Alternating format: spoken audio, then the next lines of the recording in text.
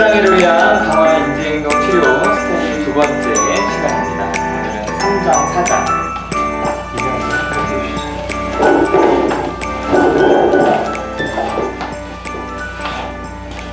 합식장애를 위한 강화 인지행동 치료의 발표를 맡은 이준성이라고 합니다.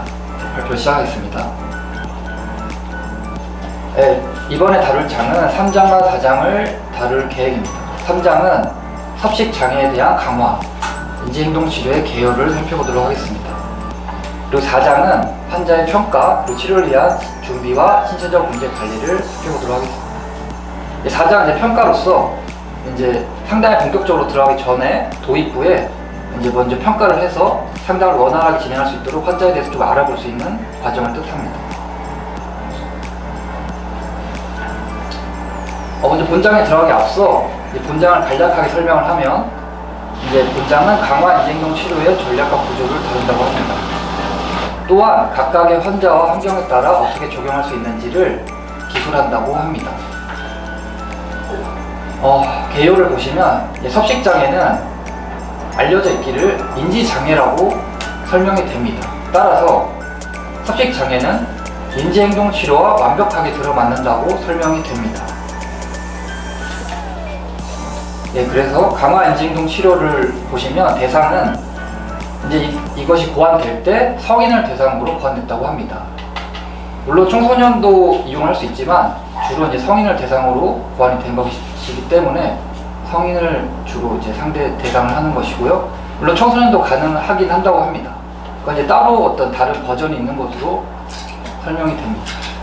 그리고 전략은 강화 인지행동 치료의 기초적인 전략은 사례 개념화를 수립하는 것이라고 합니다.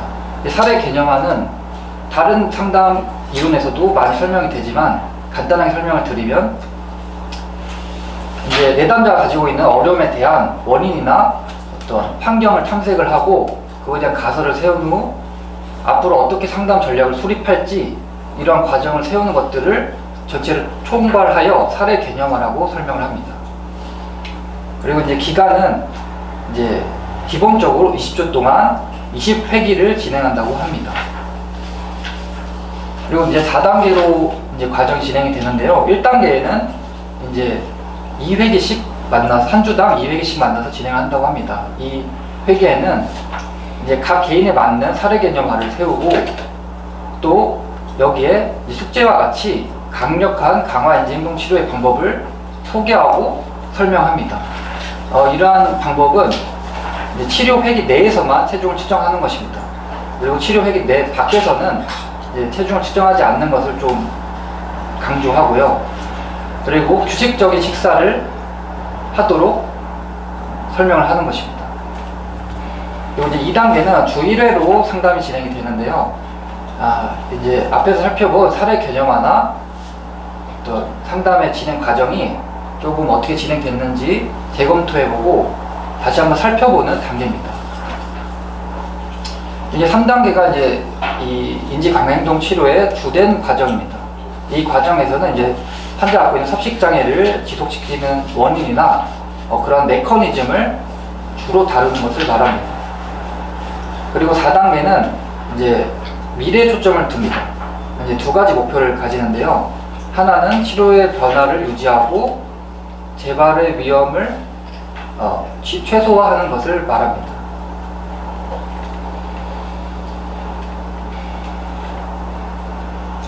그리고 강화 인지행동 치료의 형태는 두 가지 형태가 있다고 합니다. 두 가지 형태는 이제 기본형과 확장형이 있는데 기본형은 그냥 일반적으로 저희가 사용하는 섭식 장애를 대상으로만 이제 하는 형태를 뜻하고요. 확장형은 이제 그 외에도 완벽주의, 낮은 자존감, 대인관계 문제들을 모두 포함하는 치료 모듈을 뜻합니다. 그리고 치료에는 두 가지 기간이 설정이 됩니다.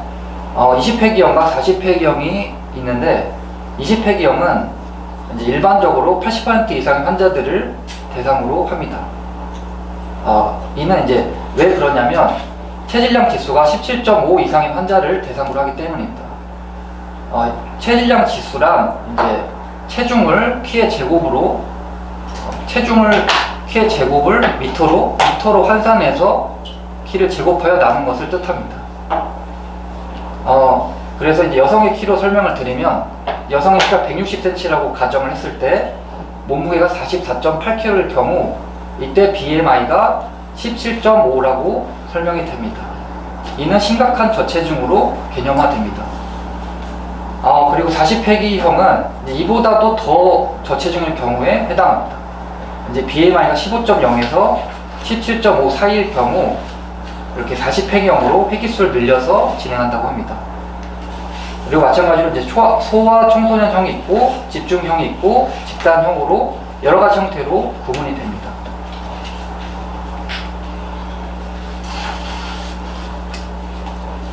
그리고 이렇게 치료 기간을 20회기나 40회기로 제한하는 것에 장점이 있습니다.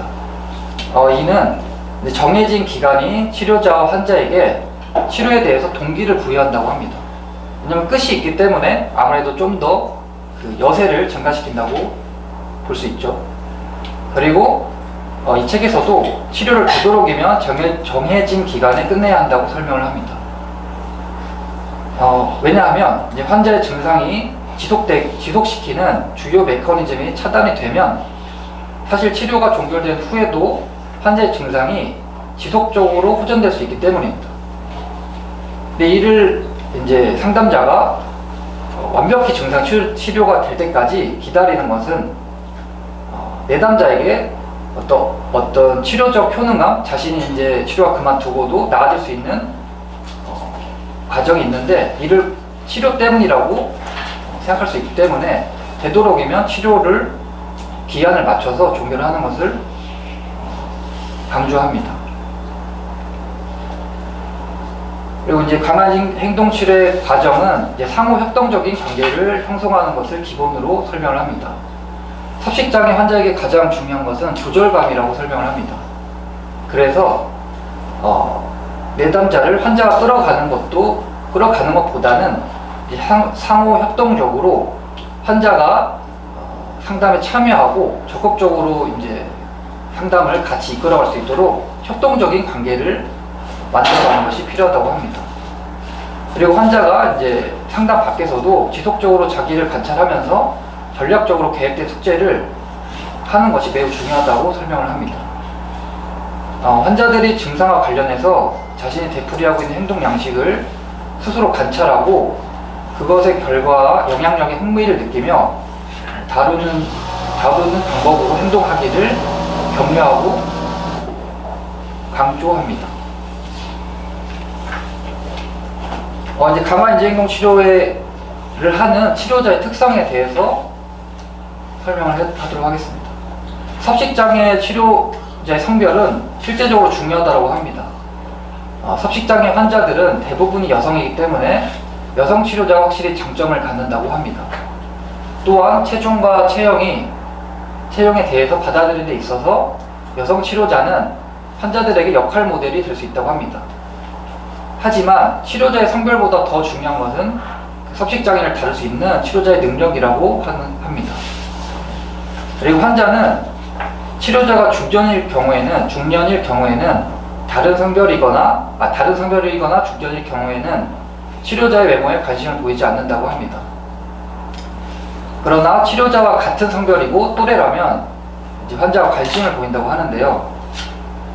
마침 치료자가 매우 마른 편이라면 환자로 하여금 체중을 회복하도록 격려할 때 어려움을 느낄 수 있다고 합니다. 그리고 또 반면 매우 마른 편이 아닌 과체중인 치료자는 과체중에 대해서 특별히 부정적인 인식을 갖고 있는 환자를 상대할 때 어려울 수 있다고 설명을 합니다. 이 환자들은 과체중인 사람과 눈도 마주치기 싫어하는 경우도 있기 때문이라고 설명합니다. 그리고 치료자의 경험이 이제 환자에게 주는 영향력이 있다고 설명을 하는데요. 치료자가 섭식장애를 앓고 있거나 과거에 경험했던 적이 있는지 여부가 의미를 갖는다고 합니다. 그래서 섭식장애 경험이 치료자로 하여금 처한 어려움에 더욱더 잘 공감할 수 있게 해준다고 설명을 합니다. 하지만 또 단점으로는 객관성을 잃을 수도 있다라는 설명도 나와 있습니다. 그리고 이제 치료를 하는 데 있어서 보호자가 이제 동참을 하는 경우가 있고 이를 동참시킬 때에는 두 가지 기준을 가지고 동참할 수 있다고 설명을 합니다. 이제 보호자가 환자의 변호를 도울 수 있을 때, 혹은 보호자가 환자의 변화를 어렵게 만들고 있을 때 보호자를 동참시키는 것이 좋겠다라는 기준을 세우고 있습니다. 그리고 환자의 변화를 어렵게 만드는 예에는 이제 그 보호자가 환자의 외모나 섭식 행동에 대해서 부정적인 언급을 할 경우를 말합니다.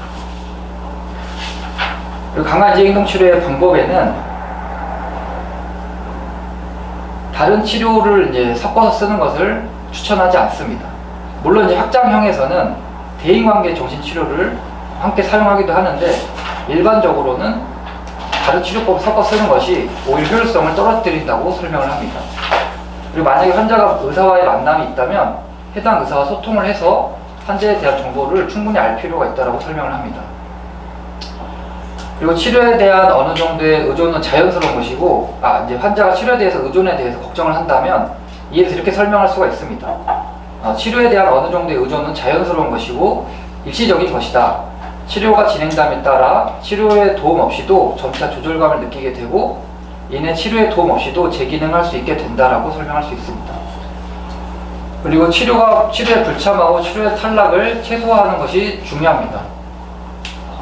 근데 이와 같은 치료의 탈락에는 다음과 같은 상황에서 위기가 많다고 합니다.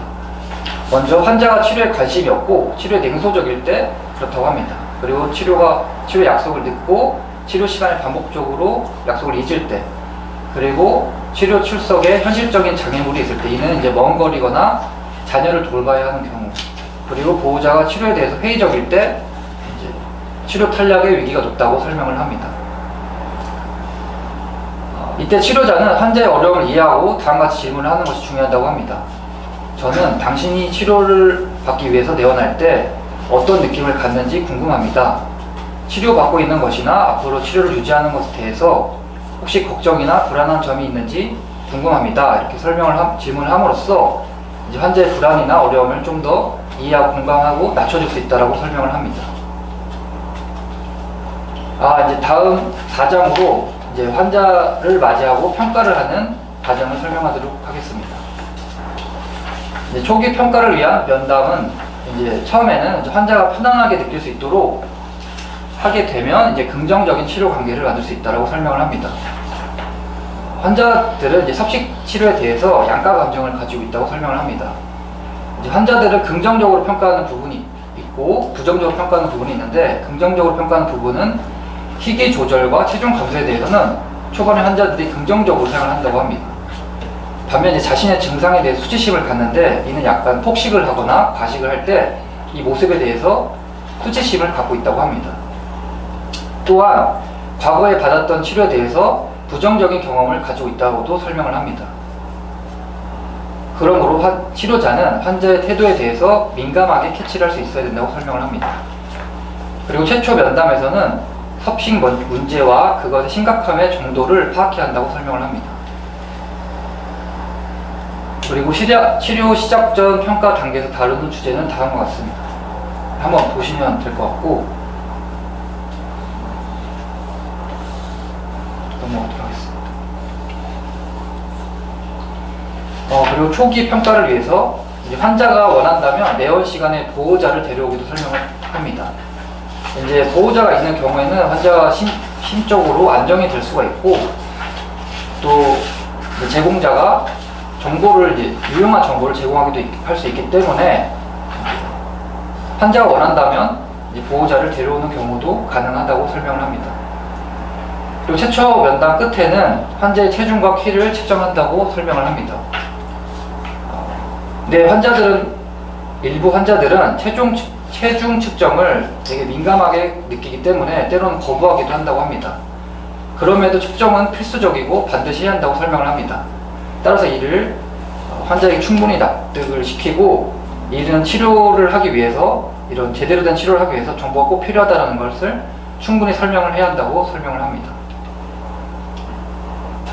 그리고 강아지 행동 치료가 시행되지 말아야 할 경우도 있다고 합니다. 이는 빠르게 설명을 드리면 이제 신체적 건강에 문제가 있는 경우, 자살의 위험에 있는 경우, 심각한 임상적 우울증이 있는 경우, 그리고 물질 오남용이 있는 경우, 생활 사건의 위기가 있는 경우, 그리고 치료에 참석할 수 없는 상황일 경우에는 강아지 행동 치료를 미루거나 시행할 수 없다라고 설명을 하고 있습니다.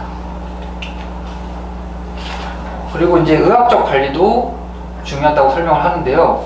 이게 핵심 사항은 환자의 건강과 안전이 굉장히 중요하다고 설명을 하고, 섭식장애는 대부분 신체적 합병증과 연관이 깊다라고 설명을 합니다.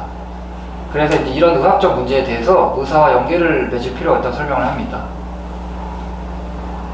그들이 이제 보이는 신체적인 문제들은 대부분 잘못된 식습관, 너무 소량으로 섭취를 하고 자기 이빨을 구토하고 하재를 오남용함으로써 식습관으로 인해서 어려움이 생기거나, 아니면 체중의 문제, 너무 적게 나가거나 너무 많이 나가서 이러한 어려움 때문에 2차적으로 섭식장애의 신체적인 문제들이 생길 수 있다고 설명을 합니다. 이러한 신체적 문제들의 대부분의 건강한 식습관과 적절한 체질량 지수를 회복을 하게 되면 이제 섭식장애로 인한 신체적 문제들이 회복이 된다라고 설명을 합니다. 근데 예외적인 경우에는 자기 유발 구토로 인해서 치아가 손상이 되고 또는 심각한 저체중으로 이제 환자의 골다공증이 발생했을 경우 완벽한 회복은 어려울 수 있다라고 설명을 합니다. 그리고 관심 있게 살펴봐야 할 양상들이 있다고 합니다. 그러한 양상들은 음식 섭취량이나 음료 섭취량이 현저하게 감소했을 경우, 잦은 자기 유발 구토를 했을 경우, 그리고 잦은 변비약이나 이뇨제를 사용했을 경우, 그리고 저체중이면서 많은 양의 운동을 하는 경우, 체중이 빠르게 감소했던 경우, 그리고 체질량 지수가 17.5 이하로 저체중인 경우에는 경각심을 가지고 유심히 살펴봐야 한다고 설명을 합니다. 그리고 신체적인 증상에 따른 증후에서는 이런 경우에 경각심을 가져야 한다고 설명을 합니다. 기절할 것 같은 느낌을 경험하는 경우, 방향감을 잃고 혼란감 또는 기억력을 잃는 경우, 비정상적인 심장 박동이나 가슴 통증을 경험하는 경우, 비정상적인 근육의 떨림이나 경련을 느끼는 경우, 숨이 가쁜 경우, 얼굴에 부종이 있는 경우, 쉽게 지치는 경우, 그리고 쉽게 일어나기 힘든 경우, 그리고 구토할 때 피가 묻어나는 경우를 관심 있게 봐야 할 양상을 설명을 합니다. 그리고 이제 권유할 만한 신체적 검사와 약물 치료에는 다음과 같은 것이 있습니다. 신체적 검사에는 이제 섭식장애를 겪는 분들은 혈액 내 전해질이 낮을 수 있다고 설명을 합니다. 이는 이제 구토를 하거나 하재를 오남용하였기 때문이라고 설명을 합니다. 따라서 이러한 현저한 전해질 이상은 심각한 심장 부정맥의 위험이 높다고 설명을 합니다. 따라서 혈액 검사를 받아볼 것을 권유할 수 있다고 하고요. 그리고 심전도 검사도 받아볼 수 있다고 권유를 합니다. 환자의 심장의 기능에 문제가 의심될 때만 시행한다고 합니다. 그리고 골밀도 검사는 환자의 뼈가 걱정될 때 시행한다고 합니다. 일반적으로 심각한 저체중 상태일 경우 이제 환자의 골다공증이라든지 이런 뼈의 상태에 어떤 어려움이 있을 수 있기 때문에 골밀도 검사를 권유한다고 합니다. 그리고 약물 치료에는 포타슘을 추천하기도 하고 비타민 그리고 칼슘을 추천한다고 합니다. 포타슘 앞에서 설명했다시피 이제 전해질의 불균형 때문에 포타슘을 권유할 수 있다고 설명을 하고요. 그리고 이제 비타민도 오랜 시간 동안 음식 섭취량이 적었거나 저체중 상태로 있었을 경우 종합 비타민제를服用을 권하기도 한다고 합니다. 칼슘은 마찬가지로 이제 골다공증, 골감소증을 가진 경우에 칼슘 보충제를 권한다고 설명을 합니다. 저는 감사합니다. 발표를 마치겠습니다.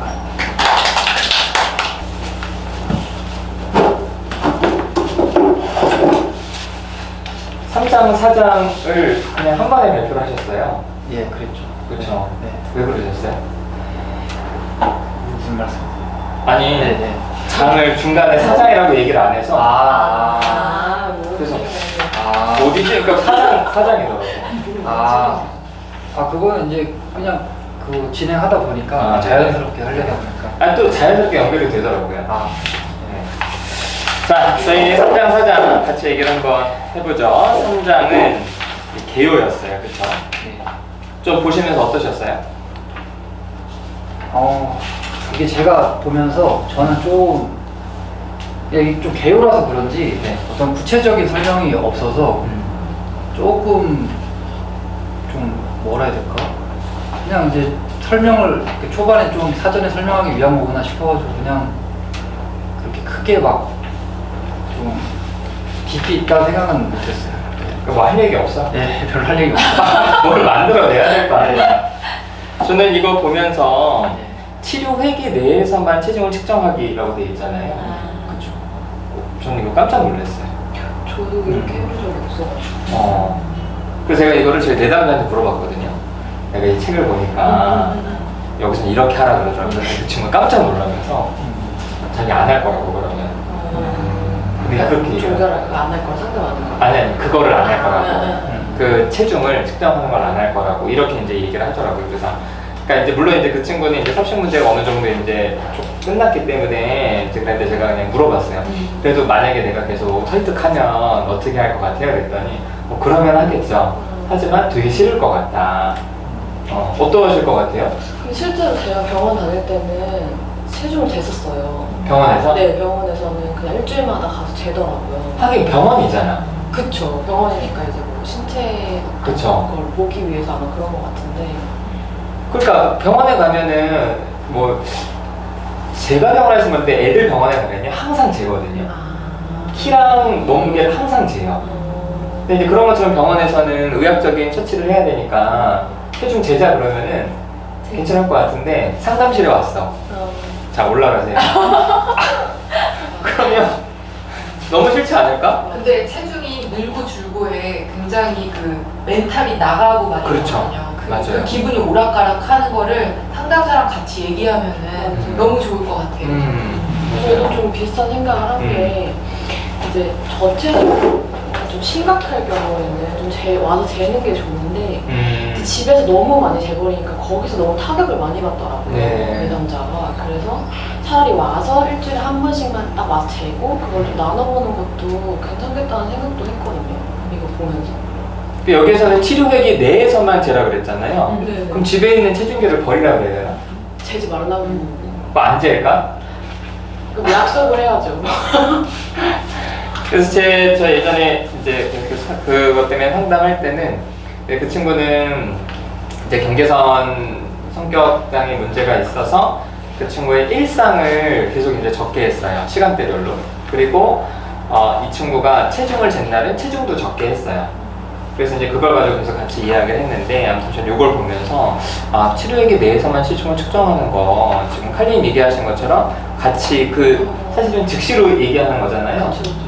정말 진짜 옛날에 체중 자기 1kg 늘었다고 저한테 분노 폭발을 하는데 그러니까 그 친구는 이제 집에서 그걸 재고 와서 너무 힘들어서 이제 저한테 그랬는데 만약에 그 즉시적으로 재고 거기서 이제 체중이 올라가면은 아주 생생하게 그러니까 무다씨님도 같이 올라가서 제가 이제 같이 열받으면 왜 많이 조금 나간 나보다 적게 나간다고 하는 거 제일 네.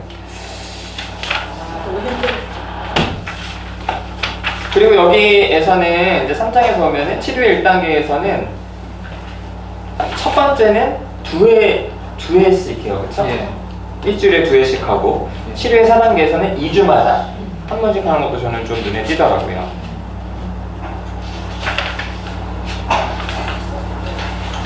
이 정도에는 뭔가 얘기를 좀 해봐. 저는 일주일에 2번 하는 것도 괜찮다고 생각을 해서 좀 그렇게 하라고 하기도 했거든요. 근데 어느 정도 조금 이제 안정이 돼서 지금 일주일에 한 번씩 하기도 하는데 네. 2번씩 하는 것도 필요할 수 있을 것 같아요. 너무 심각한 경우에는. 그러니까 섭식 때문에 일상생활이 안 되는 경우에는 2번씩 하는 것도 필요할 것 같아요. 그리고 나서 이제 치료의 4단계에서는 2주마다 한 번씩 하니까 결국에는 총 20주에 약간 20번을 만나는 거예요. 그렇죠? 그렇게 치료 기간에 제한을 둔다는 게 집중시킨다는 점에서 되게 저도 좋다 생각을 했는데 이게 얼마나 잘 거기에 뭐랄까 그 안에 정말 잘 끝낼 수 있을까? 이런 조금 그런 마음도 그러니까 여기서 강화인지 행동치료에 이런 뭔가 이렇게 틀이 딱 이렇게 잘 되어 있고 이걸 제대로만 잘 여기에 집중을 하면은 치료에 집중을 하면 되게 여기 되게 확신을 갖고 많은 연구를 통해서 경험을 통해서 이렇게 얘기를 하니까 저도 되게 기대가 큰데 근데 약간은 조금 뭐랄까 환자가 얼마나 잘 협조적이고 이렇게 종기를 많이 갖고 참여하냐의 여부에 엄청 크게 달려있다? 이 생각을 좀 많이 했거든요. 20회를 진짜 다 하고 끝내는 분들이 정말 많을까가 좀 궁금하긴 해요. 그게 저는 시작이라 생각이 들면서 이게 이걸로 딱 끝나서 완전히 물론 그렇게 얘기를 하는 건 아니겠지만 그때 이렇게 그 강의하셨던 거 좀 보다 봤거든요. 그러면서 선생님도 그 처음에 이제 정신과에서 상담 받고 치료 받은 그 집단 상담의 경험도 왠지 도움이 됐다고 하셨거든요. 둘이 안 친해요? 네? 엄청 친하죠? 아 그래요? 선생이라고 해서 깜짝 놀랐네요. 네. 근데 어쨌든 이런 치료와 더불어서 뭔가 집단 상담이라든지 좀 더 대인관계적으로 할 수 있는 부분을 더 이어나가면 더 효과적이지 않을까? 지속적이지 않을까? 이 생각을 좀 했던 것 같아요. 여기서는 이제 어느 정도 남아있더라도 뭐 회기가 끝나면 종결을 하라고 해가지고 저도 이게 정말 맞을까라는 생각은 좀 들었거든요. 그러니까 여기서 말하는 거는 계속 치료를 받으면서 회복이 되면 그게 사실은 치료 때문에 내가 회복이 됐구나 이렇게 느낌을 가질 수 있으니까 스스로 이거를 어느 정도 이제 틀을 잡아주고 스스로 여기서 회복됐을 때 아 내가 이거를 해낼 수 있구나 이런 느낌을 갖기 위해서 이렇게 얘기를 하잖아요. 그렇죠? 그것도 잘 되면은 굉장히 일리가 있기는 한 부분이라고 생각하는데 제가 예전에 이제 얄롬 책 볼 때도 그랬고 이 책 볼 때도 느낀 점이 이런 생각이 좀 들었어요. 그러니까 서양에서는 심리 상담이나 어떤 이런 문제들에 대해서 전문적인 도움을 받는 어떤 그런 인식이 조금 우리나라보다는 보편화가 되어 있어서 그러니까 섭식 문제를 가지고 치료 장면에 오는 사람들의 어떤 그런 심각한 어떤 심각도가 서양에 비해서 우리나라는 아주 좀 높지 않을까라는 좀 생각을 좀 해봤어요. 그러니까 다른 문제들도 그렇거든요.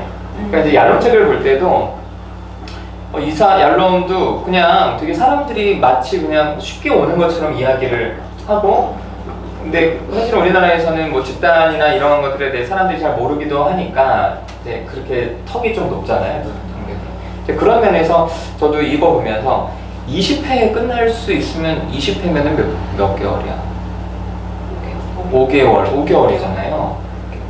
제 내담자 섭식 문제 본격화된 지 10년 동안 문제를 해결하기 위해서 3년을 제가 해서 이제 겨우 스탑이 됐는데 좀 그런 생각도 20회가 과연 정말 가능한가라는 생각도 좀 들더라고요. 우리나라 상황에서는. 그리고 사실 뒤에 그 치료 불참과 치료 탈락 최소화하기 나와 있잖아요. 네. 이런 것들을 읽으면 그리고 환자를 준비시키는 그걸 보면서 너무 이 치료에 적합한 환자들만 이게 잘 효과적으로 20회기 내에 끝낼 수 있지 좀 약간 그런 회의감이 좀 들었던 것 같아요. 그러니까 어느 정도 준비된 환자들이라는 분위기가 거죠. 엄청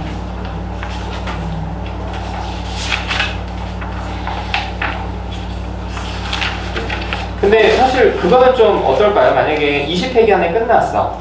근데 이 사람이 뭐 가장 이상적으로 스스로 이렇게 좀 조절하면서 배운 대로 이렇게 해서 이제 되면은 좋은데 만약에 그게 이제 무너졌을 때 실패했을 때 제일 이상적이면 이 사람이 다시 치료 장면으로 와서 다시 과정을 밟아가면서 다시 이제 시도해보면은 좋겠지만 이런 생각을 하지 않을까? 아, 치료 받아도 소용이 없구나.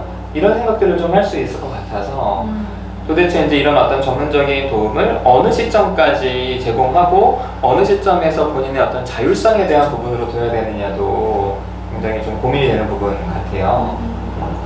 그러니까 증상이 좀 어느 정도는 회복이 되고 나서 보내는 게 좋을 것 같아요.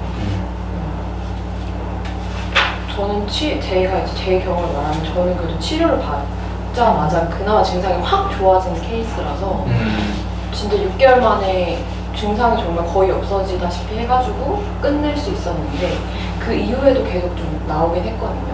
한 몇 개월 텀으로. 근데 그게 아니라 진짜 그 그게 증상이 뭐 치료 안에 회복이 안 되는 경우라면은 바로 보내는 게 좀 아까 얘기했던 하신 것처럼 오히려 치료 받아도 소용없다라는 좀 회의적인 마음이 들 것 같아요. 20회기 안에 뭐 이게 치료가 안 돼도 끝낸다는 얘기잖아요. 여기서는 그러면 아 난 구제불능인가 봐. 치료를 받아도 소용이 없나 봐. 약간. 이 사람들도 손을 놓네. 약간 이렇게 느낄까 봐. 근데 선생님 나중에 자꾸 선생님이라고 유나 그 나중에 그 또 이게 뭔가 이렇게 그래도 조금 증상이 다시 했을 때는 어땠어요? 계기가 좀 저는 선생님한테 따로 이메일 보냈어요. 아 그래서 마음의 안정을 좀 얻고 다시. 그럼 이제 그런 게 필요한. 이메일로 답장이 오고. 그쵸. 근데 많이는 못 보냈어요. 아무래도 막 신경도 쓰이고 그러니까. 왜냐면 제가 가기 전에 돈을 엄청 많이 모아놨거든요. 그 치료를 받으려고 엄청 기다리다가 저 혼자서도 엄청 힘들어하다가 돈을 모아서 간 거기 때문에 다시 치료받기에는 또 돈이 너무 많이 들죠. 맞아요. 경제적인 부담도 무시할 수 없죠. 그렇죠. 근데 이제 문득 든 생각이 그 서양 애들도 그렇게 먹방이 많나? 아니라고 저희 우리나라가 되게 이 먹방이라는 영어 다 그러니까 한국어가 그냥 나올 정도로 MUK 먹방 BANG. 이렇게 나던데. 먹방. 그 우리는 너무 음식 그냥 옛날에도 그랬잖아요. 뭐 이렇게 먹방 하기 전에도 무조건 많이 먹어 어디 가면 그렇죠? 한상 푸짐하게 차려놓고. 그러니까 제가 옛날에 유럽 여행 갔을 때 걔네 피크닉 가는 거 보니까 간단해 그냥 샌드위치 갖고 간단히 가서 한 먹고 우리는 일단은 야외 나가면 고기를 먹어야 돼. 과일, 고기. 인사만 해도 점심 먹었어? 그렇죠. 우리나라밖에 없대요. 아. 네가 뭔데? 신기하다. 밥 먹었니? 뭐 식사했니? 맞아. 그래 맞아요. 그게 이제 인사인데. 우리 살 빠졌네, 살쪘네 인사잖아. 맞아, 그것도 인사예요. 인사 명절 인사. 그러니까 결국에는 너무 이런 어떤 체중이나 체형이나 이런 어떤 음식에 대한 자극들이 사실은 너무 많기 때문에 이게 어느 정도 진짜 뭐라 그럴까요? 완벽하진 않지만 상당 부분 해결되지 않고 치료를 종결했을 경우에는 글쎄요 이걸 얼마나 좀 잘 버텨낼 수 있을지. 그래서 한 가지 저는 대안으로 생각한 게 개인 상담은 일단은 비용이 크게 들잖아요. 그래서 그 섭식장애 문제를 같이 다뤘던 그 선생님이 하는 집단에 같이 들어오는 거야. 그럼 이제 집단은 어느 정도 경제적인 부분도 좀 부담이 적고 또 계속 집단 전으로 소통할 수 있으니까 이제 그런 부분에서 역시 집단은 좋다.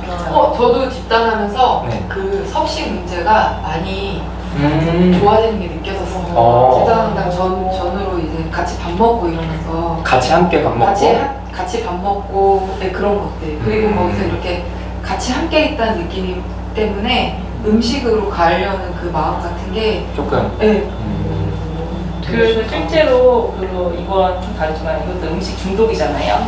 그래서 알코올 중독자들은 자주 식단이 있고 또 이런 프로그램을 끝나면 이제 광주에 있는 병원에서는 이제 그들끼리 또 이렇게 모임을 가져요. 네, 그래서 자주 식단을 갖고 또 이제 거기서 더 힘을 가지면 AA라는 곳에 가듯이 그러니까 자주 식단이 필요한 것 같아요. 이거 OA도 있잖아요, 저희는. 맞아요. 네.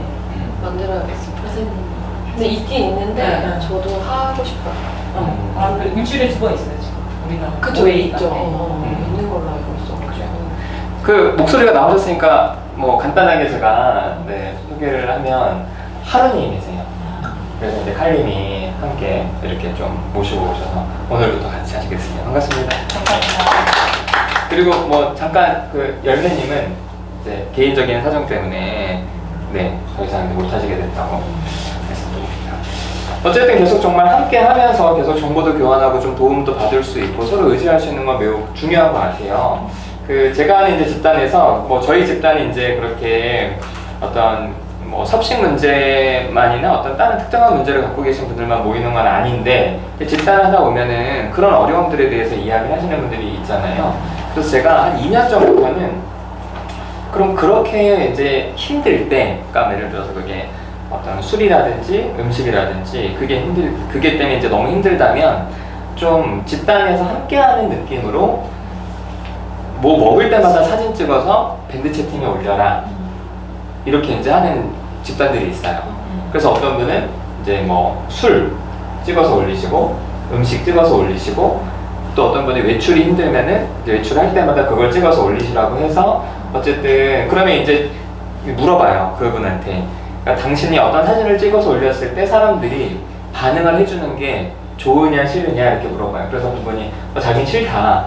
왜냐면 사실 자기가 되게 수치스럽고 감추고 싶은 마음도 있기 때문에 자기가 뭔가 이렇게 음식 먹을 때마다 찍어서 올리면 사람들이 뭐 맛있겠네요 라거나 이런 반응을 하면 되게 또 부담스럽고 싫을 수 있잖아. 그래서 이제 그렇게 하지 말았으면 좋겠다면 집단원들한테 이분이 힘들어하니까 그거는 하지 말자. 그리고 그 밴드 채팅도 따로 만들어서 그 사람이 힘들어하는 부분에 함께하고 싶은 사람들만 들어오고 그러니까 이제 선택권을 주는 거예요. 그러면 이제 이분도 편한 거야. 왜냐면은 나는 모든 이 집단원들이 원하지 않는 사람도 있을 텐데 계속 내가 음식 사진 올리거나 하는 게 이제 부담스러우니까 나는 이제 원하잖아. 그러면 이제 그렇게 해서 했을 때 뭔가 함께 연결된 느낌을 좀 갖게 되기도 하는 것 같아요. 저희 이제 밥 먹을 때 음식 문제가 엄청 심했을 때가 있거든요. 폭식증 맨날 지속되고 이럴 때 같이 애프터 같은 거 할 때 먹고 싶다고 계속 그런 뭔가 이렇게 좀 이렇게 징징거리고 이러면은 좀 위로받고 이런 되게 좋았어요. 어디 집단에서? 네, 집단 애프터 할 때? 네, 애프터 거기 같이 해주시는 분들이 그 약간 그 먹고 싶다는 느낌에 대해서 궁금해해주고 네, 그러고 또 먹어 이러라고 많이 먹이고 이런 함께 그 사람들 있을 때 먹으니까 조금 그 되게 뭐라고 해야 되지? 되게 따뜻해지고 그랬어요. 그 얘기 들으면서 그게 확실히 같은 공통사가 있을 때 진짜 시너지가 있을 수 있을 것 같아요. 만약에 뭐 섭식이나 네. 뭐 이렇게 알코올이나 이렇게 하면 더 공감이 많이 되니까. 근데 한편으로는 걱정도 제가 사실 좀 든 게 경쟁할까봐. 같이 섭식하는 집단들끼리 그걸 공유해버리면 그 얼마나 먹는지를 혹시나 그걸 계속 신경을 쓸까봐. 얼마나 먹는지, 그러니까 누가 내가 제대로 더 하는지. 적게 먹었다. 아니 내가 더 적게 먹었다. 적게 먹었다. 내가 그래요? 더 많이 먹어서 신경 쓰인다든지 좀 걱정이 되긴 하더라고요. 그래서 그런 경쟁도 있어요. 있을 것 같아요. 그리고 집단에서 이렇게 섭식 문제 얘기하면은 또 이제 자기 똑같은 사람도 있거든요. 또 그런 똑같다기보다 그런 경험도 공유할 수 있어서 좋은 것 같아요. 자, 3장. 여기에서는 이제 전체적인 개요를 보면서 치료제의 특성에 대해서 이야기를 하잖아요. 근데 아까 우리가 이제 체중 재는 거 얘기했을 때 저는 이거 보면서 그래 하기는 이제 내가 어쨌든 제 내담자는 여성이고 이제 저는 이제 남자니까 물론 이제 그 친구가 저를 이성적으로 보지는 않더라도 확실히 부담은 더 되겠다. 그래서 진짜 이 섭식 문제는 특히 이제 여성분들이 일단은 이제 퍼센테이지도 좀 많기 때문에 여기서도 이제 여성이 좀 좋은 어떤 치료자로서의 어떤 그런 부분이 있다라고 하는 게 좀 이해가 되더라고요. 저는 근데 이게 같은 성별의 나이 또래가 비슷하다면 좀 환자들도 신경을 쓴다라고 했잖아요. 네네. 그게 아무래도 그럴 것 같다는 생각이 좀 많이 들더라고요.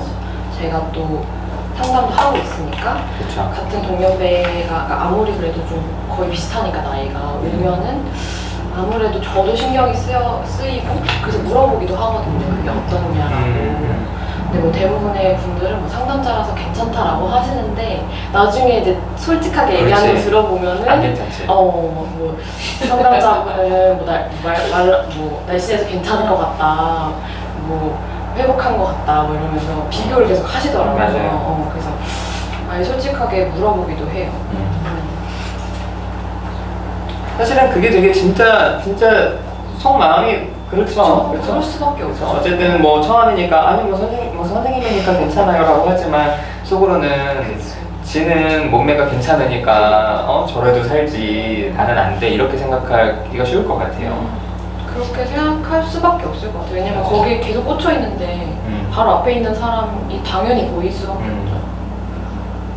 그런 부분들을 솔직하게 소통할 수 있으면 되게 또 반대로 상담자가 과체중? 그러니까 자기보다 좀 더 나간다고 해도 속으로는 사실 뭐 좋아 보이세요라고 하지만 속으로는 그걸 평가하고 그럴 수도 있고. 그럴까요? 나는 그게 궁금해. 그러니까 자기보다 좀 어느 정도 비슷하거나 말라 보이면 선생님은 나보다 나아요 라고 하는데 자기보다 어느 정도 좀 체형이 크고 체중이 더 나갈 것 같으면 진짜 무시할까? 그러니까 제가 뭐 이제 섭식 문제는 아니라도 이제 일반적인 어떤 사람들의 심리적인 부분들을 계속 이제 봤을 때 그거야. 다른 사람들은 괜찮아. 쉽게 말해 다른 사람들은 관심이 없어. 네가 얼마나 뚱뚱한지. 나는 나한테만 관심이 있어. 그래서 제가 이제 실제로 뭐 그렇거든요. 어떤 분이 자기는 너무 인생이 힘들다.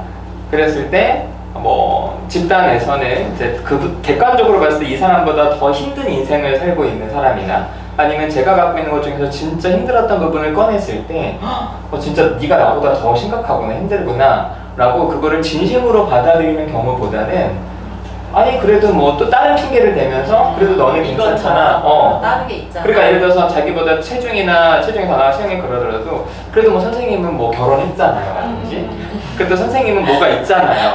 그러니까 괜찮아요. 하지만 나는 그런 게 없어서 나는 선생님보다 나는 취약하게 더 뭐 이래야 돼 이렇게 얘기하지 않을까 싶어요. 근데 그게 양가 감정인 것 같은데 나보다 나은 점을 찾기도 하지만 이게 체중에 집중된 사람은 그 사람의 이렇게 그러니까 정상 체중보다 오버된 걸 얘기하는 거죠. 그렇죠, 맞아요. 이제 거부가 이렇게 있다면 자기 문제도 해결 못하는데 내 문제를 내놨을 때 이런 신뢰감의 문제인 거죠. 그러니까 이거는 좀 다른 얘기인데 제가 정신과 탁성 아는 사람이 이제 중독 부분을 다루고 있는 분인데 그분이 한때 좀 많이 나가셨어요. 본인은 음식에 꽂혀 있는데 우리한테 다른 중독을 다루자니 이런 생각들. 그런 의미로 얘기를 한 거예요. 네. 제가 생각할 때 맞아요. 그런 양가적인 부분들이 분명히 있죠. 그런 경우도 있을 것 같아요. 그러니까 우리가 이제 집단 하다 보면 내 단점이 좀 보이는 사람들이 있잖아요. 그러니까 내 그림자가 이렇게 상대한테 보이는 경우가. 그래서 제가 이제 제 모습에 살찐 거를 너무 싫어하면 좀 저랑 비슷한 또래, 비슷한 유형의 사람이면 싫어할 수도 있을 것 같아요. 사실은 모습이 보이기도 하니까. 사실은 이렇게 이제 솔직하게 그래서 뭐 너 싫다, 너 내 모습 같아서 이렇게 되면은 그거에 대해서 충분히 다룰 수 있는데 이제 어떤 경우는 별로 관심이 없는 거지. 그렇죠. 이렇게 되면은 참 어려운 것 같아요. 그러니까 이제 하나님 얘기하신 것처럼 치료자 봤을 때 지 문제도 해결 못했으면서 이런 생각 있으면 솔직하게 꺼내서 같이 얘기하면 좋을 텐데 그래도 뭐 선생님은 뭐 의사잖아요. 선생님은 뭐잖아요. 좋게. 그러니까 이제 이렇게만 봤을 때가 그래서 개인 상담 좀 어려운 것 같긴 해. 그런 부분이 있어요. 왜냐면 1대1이고 제가 계속 물어보긴 하거든요. 저는 어때 보이냐, 뭐 나를 봤을 때 어떠냐라고 하면 선생님 상담자니까, 선생님은 극복했으니까 자꾸 이러면서 이렇게 뭘 대기 시작하니까 그럼 할 말이 없어지더라고요. 맞아요. 확실히 그런 부분에 있어서는 집단 상담이 다른 분들한테도 물어볼 수 있으니까 좋을 것 같다는 생각도 들어요. 그리고 아까 섭식 이 문제만으로 이제 이렇게 자존심 상처를 하는 것도 또 좋기도 생각했는데 약간 경쟁 위주로 해서 그러면 이렇게 올리는 거 사진 올리는 거는 1대1로 하거나 하는 방법도 있겠지만 내가 그렇게 생각했는데 그냥 일반 집단에서 섞여 있는 것도 더 도움이 되겠다 생각이 드는 것 같아요. 왜냐면 섭식끼리 또 섭식에 대한 얘기만 할 수도 있고 좀 비슷한 생각을 하고 있으니까 좀 다른 생각을 갖고 있는 사람들하고 같이 있어요. 저도 그거에 동의해요. 섭식끼리만 있는 것보다는 그 생각이 들어요. 왜냐면 이제 일반이라고 생각해도 다들 음식에 대한 생각 같은 게 다 있어. 다 있죠. 맞아요. 고민이죠. 진짜 음식에 있어서는 뭐 다른 뭐 술도 이제 뭐 그렇긴 하지만 음식에 있으면 진짜 더 보편적으로 이슈들이 다 있어요. 자유로울 수 있는 그렇죠. 진짜 음식은 너무 보편적으로 이슈들이 있어서 얘기하신 것처럼 같이 섞이는 것도 좋을 것 같기도 하고. 그래서 그거랑 관련해서 이제 보호자 그 부분에서도 저도 이제 이렇게 만나본 사람들이 보통 특히 다 그런지는 모르겠는데 가장 가까운 특히 뭐 부모님의 그런 외모나 이런 부분에 대한 피드백이 되게 많이 주더라고요. 맞아요. 그걸로 인한 스트레스? 그래서 뭐지? 그런 아까 얘기한 뭐 일반 사람들하고 다른 생각을 가질 수 있고 있구나 이런 것들을 경험하는 게 되게 훨씬 좋지 않을까 생각을 같이 했던 것 같아요. 부모님이랑은 다른, 내 친구와는 그쵸. 다른. 난 다 우리 부모님처럼 다 그렇게 생각할 줄 알았는데 그게 아니었네 맞아. 이런 경우. 그렇죠. 건강한 사람들이 어떻게 먹고 어떻게 생각하는지 이런 걸 배우려면 이제 그런 게 필요한 것 같아요. 그러니까 자주식단도 필요하지만 저 같은 경우도 엄마한테 어렸을 때 들었던 게 너 그러니까 그 엄마는 시청하면서 얘기한 거였지만 너 결혼하기 전까지 50kg 넘으면 안 되지 않겠니? 막 이런 식으로. 그리고 이제 제가 일하는 곳이나 전에 뭐 전공했던 부분이 다 그런 부분만 보이는 부분이었기 때문에 고개만 다쳐서 친구들 다 그런 애들 예체능 하고 아니면 이런 의상이나 뭐 이런 전공하는 애들이었기 때문에 다 예쁘고 좀 그런 애들이었잖아요. 그러니까 거기에 그때는 음식물이 없다고 생각했었는데 아무튼 거기에 꽂혀 있었으니까 지금은 이제 나와보려고 건강한 사람들이 어떻게 먹는지 이걸 다 이제 새롭게 배워가야 되는 거잖아요. 그 사람들이 어떻게 생활하는지 그래서 이제 그런 거 중요해요. 근데 그런 게 중요하다고 생각하시니까 또 하나님도 이렇게 오신 것 맞아요. 같아요. 그렇죠? 이런 게 좀 알아보고 오래 하려고. 걸리시다니. 그래요. 자, 우리 이제 4장으로 좀 넘어가서 얘기를 좀 해볼까요? 4장에서는 이제 치료를 위해서 준비하기 위해서 이제 평가 얘기를 하고 있어요. 여러 가지 평가 이야기를 하는데, 제가 이제 그때 아침 방송에서 봤던 사례는 이제 가끔 폭식사파가 있는 이제 거식증, 식욕부진 경우였는데 그분은 진짜 너무 말랐고 그래서 이제 그 치아도 다 으스러지고 그러니까 너무 영양이 부족한 상태여서 이제 그런 거에 이제 보였고 제 내담자 같은 경우에는 정말 너무 지나치게 운동을 해서 지금도 모든 관절에 다 문제가 생겼어요. 근데 운동을 어느 정도 했냐면은 자기가 이제 그런 거예요. 그러니까 이제 정말 선생님 저 어제 잠 못 잤어요. 그래서 왜 못 잤어요? 그랬더니 밤새도록 운동을 했대. 그때부터 자세히 물어봤어요. 어떤 걸 하냐. 그래서 자기가 한참 살 뺄 때는 윗몸 일으키기 200개를 한대요. 그래서 윗몸 일으키기 200개가 가능해요? 그랬더니 근데 이 친구는 또 기본적으로 에너지 수준이 엄청 높아. 그러니까 정말 제가 만난 사람 중에 그러니까 이 친구가 뭐 하나 꽂히면 이 친구 지금 그림을 그리는데 그림 14시간 동안 그려요. 미친 듯이 그려. 그림 사이즈가 4m야. 이 정도. 너무만. 네. 이 친구는 거의 이제 중독 기질이 엄청 큰 친구예요. 완전히 꽂히면은 그러니까 운동도 그렇게 해서 나중에는 그러니까 이제 그래서 이제 저 만났을 때는 그것 때문에 온 게 아니었어. 이제 처음엔 확인 못했지만 하다 보니까 관절이 그러니까 병원에 갔더니 의사가 그랬대요. 너는 태어난 것부터 관절이 약하게 태어났는데 이걸 네가 너무 많이 써서 네가 여기서 좀 더 심하게 하면은 특히 이제 이 친구가 발목이 아팠을 때는 발목이 빠져버릴 거라고. 그럼 방법이 없냐 그랬더니 의사가 그럼 방법이 없다. 그래서 절대 운동하지 마라. 근데 해요. 근데 이제 지금 이제 운동은 멈췄어요. 지금 이제 다른 쪽으로 이제 그림을 그리기 때문에. 그래서 아 이렇게까지 몸이 망가지는구나 싶어서 여기에서 그런 어떤 의학적인 어떤 다른 다양한 부분들을 봐야 되는 거는 정말 꼭 중요한 부분이다라는 생각이 들더라고요. 몸이 다 망가지죠. 토도 하고 이뇨제, 하제 다 먹고 운동도 많이 하고 막 음식은 많이 안 먹고 그렇죠. 그럴 수밖에 없어요. 그래서 처음에 이제 이 친구가 구토를 너무 많이 하니까 내가 이제 여기서 피가 나온대. 그래서 병원에 가보라 그래서 일단 병원에 갔더니 이제 의사한테 정신과 가기 전이었는데 처음으로 전문가한테 솔직하게 얘기한 거야. 그 의사가 물어봤대요. 왜 이렇게 됐냐. 근데 다 허른 거예요. 그러니까 이제 그렇게 해서 그렇다. 그러니까 이렇게 이제 얘기해서 의사가 약 주면서 이거 심각해지면 크게 위험하니까 하지 말아라. 그래서 이 친구는 그때부터 저랑 섭식 문제를 잡기 시작을 했는데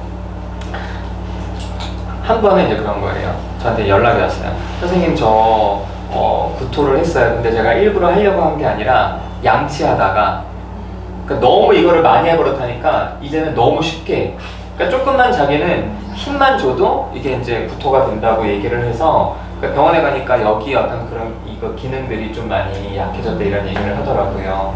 그래서 아 굉장히 이 신체적인 부분들도 중요한 것 같아요. 보통 10대 초소년 후반부터 20대 초반으로 이렇게 많이 나타난다고 하는데 이제 그때 몸이 다 망가지기 시작하면 이제 나중에 어떻게 하나라는 걱정이 진짜 많이 되죠. 근데 그 당시에는 거기에 너무 꽂혀 있어서 그게 안 보이니까 아무리 말을 해도 들리지 않는다는 그 안타까움이 있죠. 그때 이제 또 건강이 하락되니까 견딜 수 그쵸, 있죠. 그때는. 근데 이제 더 나이가 먹으면 점점 관절도 안 좋아지고. 그래서 여기서 말하는 포타슘이 떨어지니까 경련도 일어나고 근데 저 같은 경우도 치아 다 몇 백씩 몇 번을 했거든요. 저는 이제 심한 성실장애 같아요, 제가 보기에는. 그래서 오기도 했는데 저는 이런 경험을 다 갖고 있는 거죠. 아마 골다공증도 분명 있을 거고 키도 정말 옛날에 한 거의 4cm, 5cm가 크는 것 같아요. 분명히 있을 거예요. 그리고 아마 치아도 그랬지, 그다음에 그런 경련도 있지. 저는 이제 피는 이제 지금은 나진 않지만 저 아까 선생님 말한 것처럼 그냥 힘 안 줘도 나올 수 있어요. 네. 어떻게 방법이 그러니까. 습된 거지. 위기능이 약해서 이제 제대로 먹으면 이걸 견디지 못해. 그래서 이것 때문에 또 토하고 싶은 거지. 그래. 아마 그런 분들이 많을 것 같아요. 맞아요. 그래서 의학적인 공부가 어느 정도 필요하다. 이 섭식 문제를 전문적으로 좀 다루려면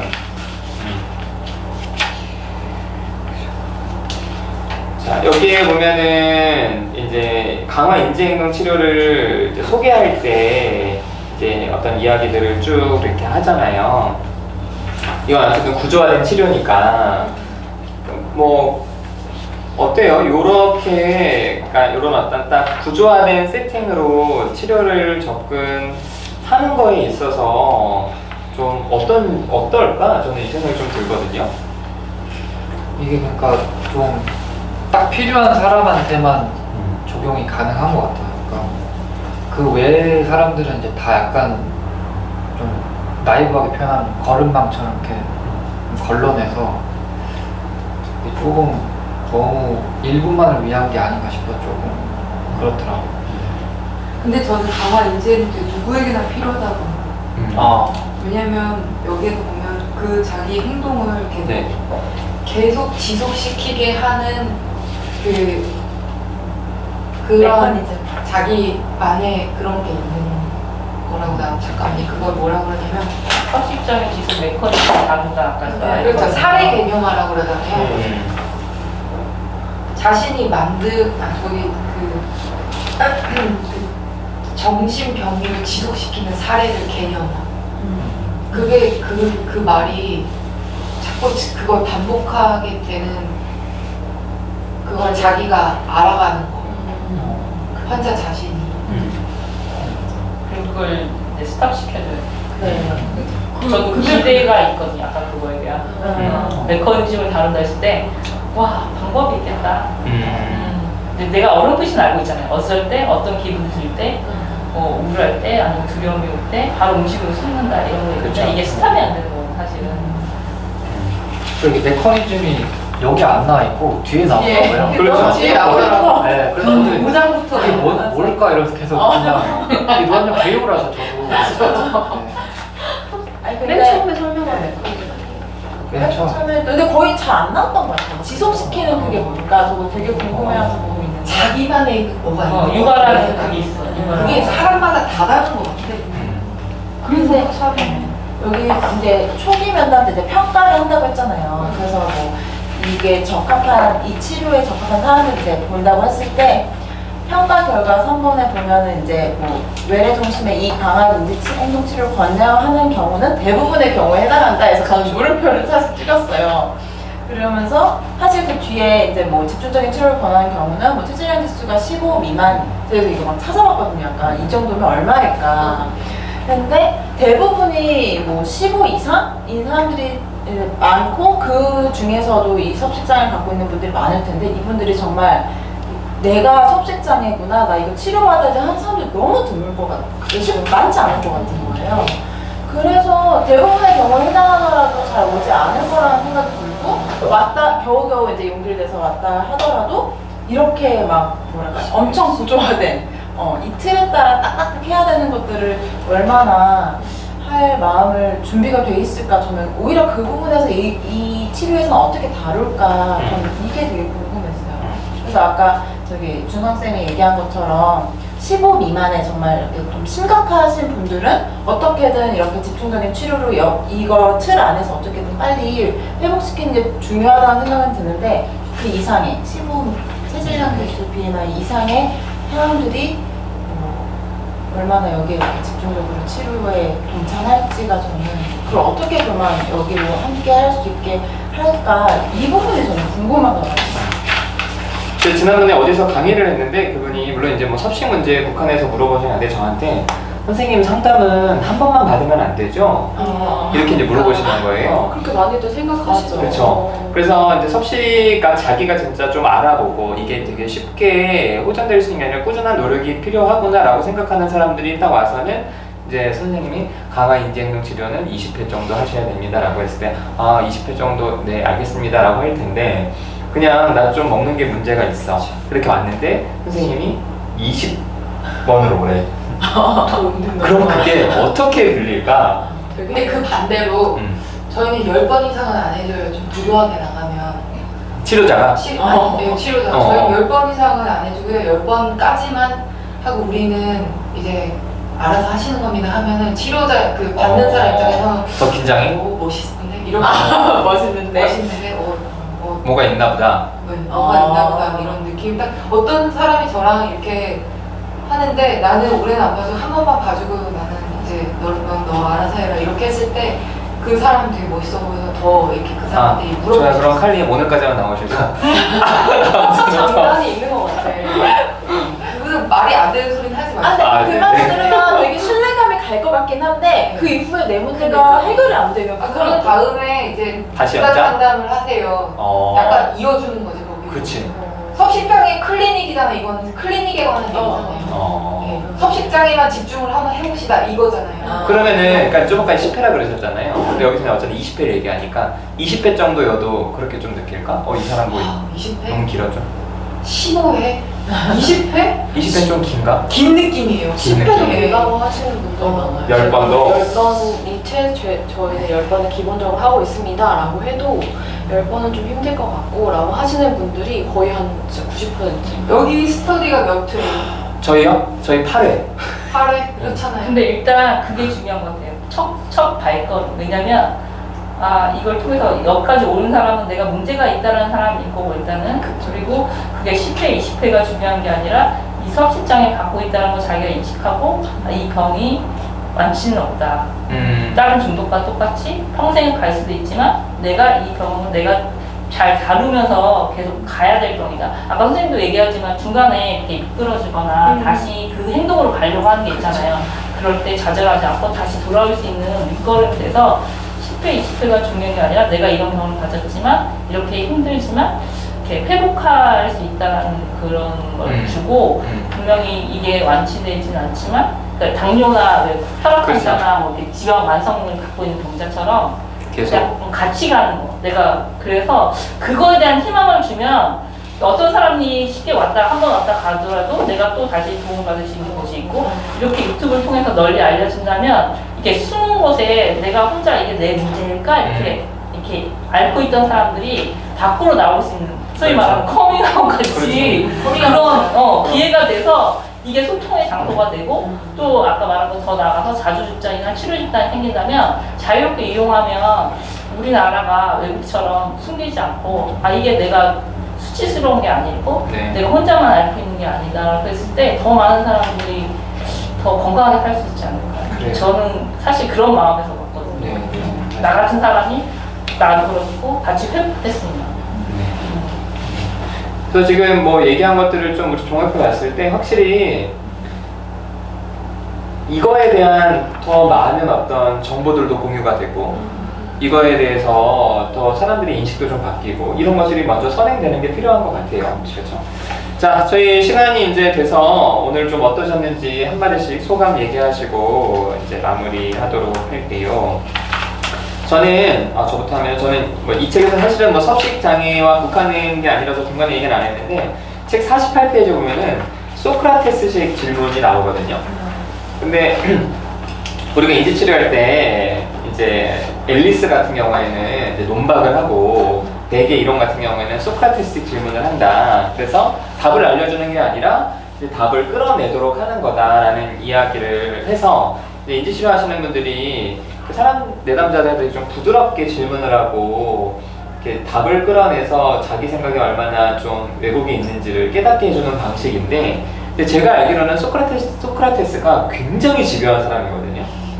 그냥 너무 어떻게 생각하니 정도가 아니라 너 그거 네가 그렇게 생각해라면서 이건 질문은 형식이 질문인데 취조식 결국 답을 이끌어. 결국에는 그런데 이제 그 얘기가 딱 여기 나왔더라고요. 그래서 플라톤이 그러니까 플라톤이 소크라테스한테 당신이 한 것이라고는 돌아가면서 당황스럽게 만들고 모든 사람을 난처하게 만들었다. 그래서 당신을 만난 지금 당신은 나를 넋을 잃게 만들었고 나에게 트집을 잡고 있고 내가 더 이상 허우적거릴 수 없는 지점으로 나를 내몰고 있다. 이렇게 느껴진다고 했을 때 그렇지. 네. 소크라테스식 질문은 친절한 게 아니었어 라는 생각을 섭식장애와 좀 무관하게 그렇습니다.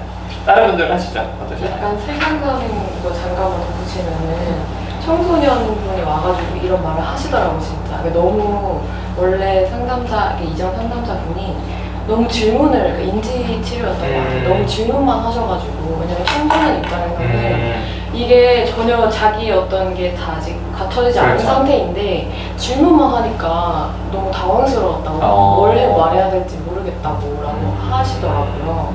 그게 좀 생각이 났었어요. 네. 정리를 하자면 저는 그래도 이제 선생님은 좀 아직은 개요라고 얘기를 하셨는데 저는 이제 계속 상담을 하고 있으니까 그게 조금 더 구체적으로 그냥 제가 예시를 들어서 하려고 하다 보니까 좀 더 와닿았던 것 같아요. 저 입장에서. 네. 두 분 먼저 하시죠. 네, 저는 저도 아직은 좀 개요처럼 느껴져서, 그러니까 이게 아까 얘기했던 그거를 지속시키는 메커니즘을 차단하는 그거에 대해서 되게 궁금해서 보고 있는데, 초반에는 뭔가 제한 그리고 통제처럼 느껴지거든요, 이 치료 틀이. 근데 그게 필요하다는 건 알겠어요. 이게 얼마나 좋은 도구라는 걸 이렇게 강조하는 것도 되게 기대가 큰데, 그러니까 지금 또 아까 딱 떠오른 게 저희 이제 센터에서 개인 무료 체험을 하잖아요. 어떤 내담자분이 오셨는데 언니 손을 잡고 왔어요. 언니랑 같이 왔어요.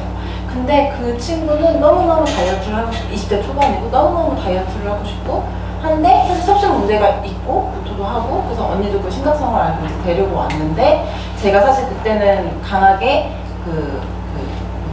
정상식을 해야 된다 라고 얘기를 하니까 안 나와요.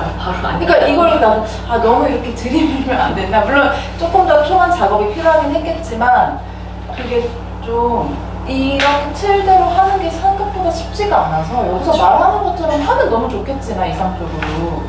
그래서 저는 오히려 좀 더 이론적인 것보다는 조금 실제적으로 적용할 수 있는 이 치료를 도구를 잘 쓸 수 있는 방안도 같이 좀 설명을 더 듣고 싶어요. 뒤에 나와 있는지는 모르겠지만 그거에 대한 고민이 좀 많았던 것 같아요. 저는 이제 보면서 계속 이게 좋다, 이 치료가 굉장히 좋다라는 설명을 계속 하더라고요.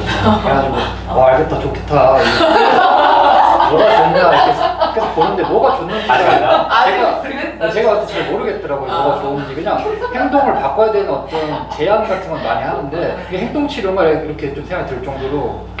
근데 그 메커니즘이 뭔가 이런 거 좀 뒤에 봐야 될 것 같고, 그래서 저도 또 그 석경쌤한테 얘기했던 거랑 동의하는 게, 이렇게 너무 규칙적인 생활을 이렇게 제한하고 어떻게 먹어라 이런 것들을 제한하는 게 좋긴 한데 그런 게 되게 어렵다고 생각해요. 이게 이미 중독 상태에 들어가 있어서. 그래서 이걸 이렇게 강조하는 게 이 사람한테 진짜 좀 좋을까 이런 생각도 좀 들긴 했어요. 이렇게 좀 천천히 이게 처음부터 막 이렇게 해야 된다라고 하기보다는 이제 아주 기초적인 이날 뭘 하기 이런 식으로 좀 해야 될 것 같은데, 이렇게 처음부터 규칙적인 식사를 해야 한다, 체중 측정 여기서만 해야 된다 이런 거를 얘기하는 게 오히려 좀 후퇴할 수 있게끔 할 수 있지 않을까? 너무 이렇게 좀 센 조건이라서 좀 이런 건 좀 걱정되긴 했어요. 아니 제 내담자한테 물론 이제 섭식된 온건 아니어서 상담 시작하고 한 2년 있다가 이제 이거를 다루기 시작했지만 그때도 되게 힘들었거든요. 정상식 설명하는 게 자기는 정말 죽어버릴 거라고 이렇게 이제 계속 설득하고 이 친구는 다른 대안이 없으면 버텨냈는데 얘기 정말 하신 것처럼 처음부터 이렇게 딱 얘기를 하면 너무 힘들 것 같다는 생각이 들어요. 자, 세 분도 네, 오늘 어떠셨는지 간단하게 소감 한마디씩. 저도 제가 얘기할게요. 저는 그 처음에 그 체중보다 중요한 게 있다. 당신이 이걸 포기하면은 새로운 세상이 열린다. 다른 차원의 세상. 그러니까 아직은 당신한테 보이지 않지만 분명 그거보다는 더 좋을 거다. 이런 식으로 여기 뭐 책에 나와요. 섭식장애 극복하는 게 가치 있는 일이고 치료가 최우선이다라는 걸 명확히 하라고 나오는 게 그 얘기가 아니었을까 싶습니다.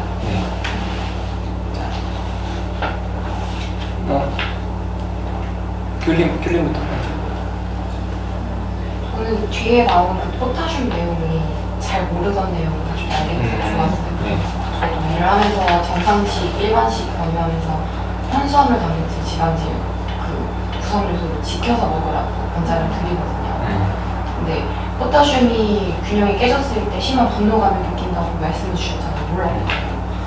일반식에서 균형을 잃으신 분들이 자꾸 참다가 나중에 과식으로 터지고 이런 패턴들이 저는 기억이 나서 진짜 좀 맞는 말이다 싶었어요. 네. 하루님도 오늘 처음 오셨는데 어떠셨는지? 그럼요. 오늘 말 안 하고 조용히 있으려고 했는데 너무 공감되는 부분이 많아서 좀 나누고 싶었어요. 왜냐면 이런 사람 나도 그렇다. 네. 그래서 저는 사실 이제 20대 초반부터 아마 섭식장애가 있었던 거는 같은데 이제 그동안 다른 중독으로 많이 빠져 있었고 이제 결국 지금 다 딴 걸 다 차단하니까 음식이 문제가 많이 수면 위로 올라온 상태예요. 그래서 내가 건강하게 살고 싶어서 더 이상은 안 되겠다 하면서도 이제 자꾸 너무 심하게 오니까 그래서 이게 양가 감정이거든요. 어떻게 보면 섭식장애가 너무 많이 먹고 싶은데 날 너무 통제하고 싶어. 그래서 이게 네네. 너무 폭발되거나 너무 안 먹거나 너무 먹는 거에 꽂히거나 이게 둘 중에 하나인데 어차피 보면 심리적으로 같은 문제라고 생각하거든요. 네. 그래서 이곳에서 도움을 받고 강의를 통해서 또 나의 모습을 보고 그냥 함께 그냥 잘 돼갔으면 좋겠어요. 그런 바람입니다. 자, 저희 섭식장애를 위한 강화 인지행동 치료 오늘 두 번째 시간 끝났고요. 다음 주 또 우리 홍상 교수님이 5장 6장. 자, 오늘 여기서 마치겠습니다. 감사합니다.